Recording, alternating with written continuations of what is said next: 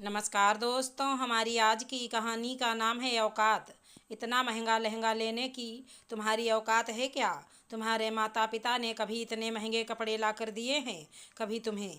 लहंगे की कीमत 20,000 रुपये देखकर आकाश ने प्रतिभा को चिढ़ाते हुए कहा। माल में सेल लगी हुई थी, दोनों कपड़े खरीदने आए हुए थे। वास्तव में आकाश की सैलरी के हिसाब से लहंगे की कीमत ज़्यादा नहीं थी। असल में बात तो यह थी कि प्रतिभा के पिताजी एक मिडिल क्लास फैमिली से थे और आकाश की फैमिली बहुत ज़्यादा पैसे वाली थी। इस बात का आकाश को बहुत घमंड था। वो कभी भी प्रतिभा को नीचा दिखाने की का कोई मौका नहीं छोड़ता था। हर छोटी बड़ी बात में वो प्रतिभा को दिखाता कि वो कितने अमीर खानदान से है और प्रतिभा कितने गरीब घर से आई है। इसीलिए प्रतिभा अपमान का घूंट पीकर रह जाती थी। आकाश का इस तरह ताने मारना प्रतिभा को बहुत दुख देता था। वैसे प्रतिभा के लिए ये कोई नई बात नहीं थी। अब तो उसे ताने सुनने की आदत सी हो गई थी। प्रतिभा की शादी को 2 साल हो चुके थे। इन 2 सालों में न जाने कितनी बार उसकी सास और पति ने उसे ऐसे ताने मारे थे, लेकिन आज माल में सबके सामने ऐसी बातें सुनकर प्रतिभा का गुस्सा फूट पड़ा। आकाश ने अपने लिए कपड़े लिए और बिल काउंटर पर चला गया। आकाश के अकेले के कपड़ों का बिल 30,580 रुपये हुआ। पेमेंट करने से पहले आकाश बोला, जाओ प्रतिभा, तुम वो लहंगा ले लो। तुम भी क्या याद रखोगी किस रईस से पाला पड़ा है जो इतना महंगा लहंगा पहनने को मिल रहा है। जाओ ले लो वो लहंगा। काउंटर पर खड़ी लड़की की तरफ देखते हुए आकाश बोला, अब बीबी को नाराज़ भी तो नहीं कर सकते। महंगा है तो क्या हुआ, खरीदना तो पड़ेगा ही। प्रतिभा को चुपचाप खड़ा देख आकाश ने फिर कहा, अरे जाओ ले आओ, मैं तो ऐसे ही मजाक में कह रहा था, तुम तो बुरा मान गई। जाओ ले लो वो लहंगा। प्रतिभा ने गुस्से में कहा, नहीं, मुझे कोई लहंगा नहीं लेना। मैं गाड़ी के पास जा रही हूँ, बिल बनवा कर वहीं आ जाना। ये कहकर प्रतिभा गाड़ी में जाकर बैठ जाती है। जब आकाश गाड़ी के पास आया तो उसने देखा प्रतिभा ने रो रो कर अपनी आंखें सुजा ली थी। आकाश ने फिर कहा, अरे तुम तो हर बात को सीरियस ले लेती हो। मैं तो ऐसे ही कुछ भी बोल देता हूँ, मेरे मन में कभी कुछ नहीं रहता। हर बार मैं तुम्हें तुम्हारी पसंद की चीज़ें खरीद कर देता हूँ।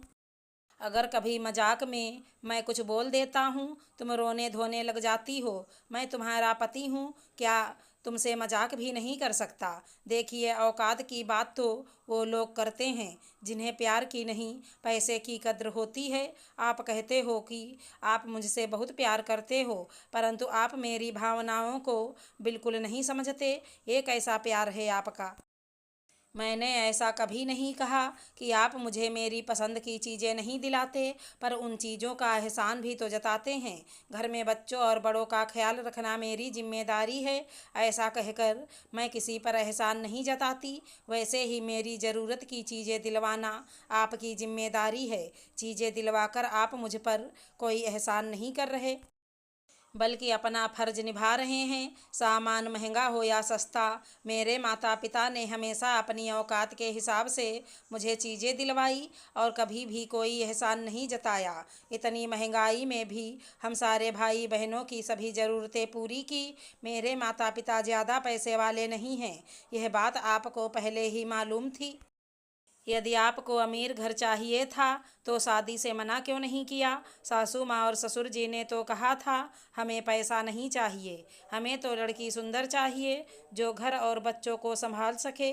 फिर अब घर के सभी लोग हर बात में मेरे माता पिता की गरीबी का मजाक उड़ाते हैं और मुझे ताने मारते हैं। और रही बात औकात की, तो आपकी पत्नी होने के नाते अब मेरी औकात वही है जो आपकी है, वो नहीं जो मेरे माता पिता की है। अगर देखा जाए तो मेरे माता पिता की औकात आपके माता पिता से तो अच्छी ही है, क्योंकि मेरे माँ पिताजी तो सिर्फ पैसे से गरीब हैं, फिर भी उन्होंने अपने बच्चों को अच्छे संस्कार दिए हैं। यह बात आपको भी पता है कि इतने ताने सुनने के बाद भी मैं हमेशा चुप रहती हूँ, कभी किसी को पलट कर कोई जवाब नहीं दिया।